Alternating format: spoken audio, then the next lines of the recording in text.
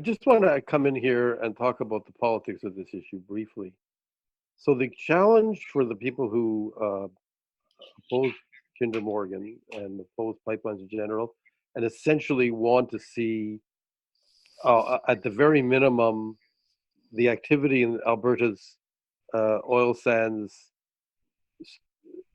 stop expanding and start moving in the other direction, start contracting over time, and see it ultimately phased out.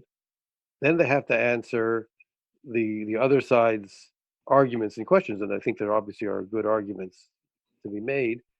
So they'll say, so you prefer to fuel your cars in Canada with imported oil from Saudi Arabia, say. Is that true? I mean, and maybe, as somebody said to me, yes, my answer is actually yes. For the time being, I would rather the cleaner oil from a place like Saudi Arabia than the dirtiest oil possible from the oil sands. And in any case, the pipeline is not to supply us in Canada, but it's to sell it to countries other than the United States. But still, that is one argument. The other is, well, what do you say to the people, all those working people, all those, many of them unionized workers, the blue collar workers who are being recruited in support of the oil industry and by the fight back that the oil industry has arranged through people like Jason Kennedy?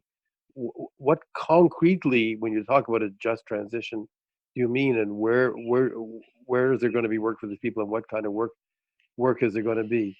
You have to answer some of those questions and deal with it. And then finally, for the NDP itself, how does it deal with its own still popular and still very effective leader in Alberta, who on this issue, it does not really differ that much from Jason Kenney. I mean, there are nuances and differences, big differences in the way they would approach carbon tax and climate change, but on the fundamental issue that we need more access for our Alberta product, more markets via pipelines, the Alberta NDP and the Alberta Conservatives are not that far apart.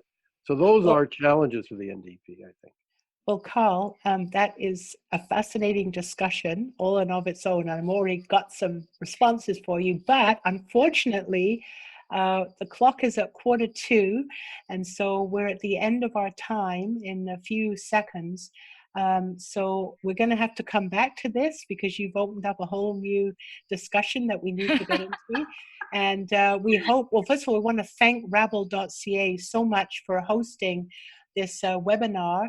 This is our second one, and we hope to do a third and after that and have guests on. I've certainly enjoyed it. It's been delightful to speak with you, Leah, and of course, Karl. Oh, yes. Yeah, and I'm so happy. Libby. Yeah. I'm so happy you're in Ottawa. Honestly, I was jumping up and down on election night when I saw you. And Karl, I'll tell you, the whole Rabble community just loves that we call you Karl on Parl, Karl on the Hill, because I mean, this guy is so experienced. I just love reading your columns because they're always so full of wisdom and analysis, and of course, they're always very progressive. So, and I learn stuff. I learn so much from what I read. So, delightful to have this conversation, and thank you to the folks who listened in. And thank you, Leah. I look forward to meeting you in Ottawa. Oh, you too. Yeah, and we'll touch base again soon. So thank you everybody for joining in. Delightful to have you, and we'll talk again soon. All the best, everybody. Yes, happy Christmas, Happy New Year. Happy holidays. And peace. Yeah. Peace.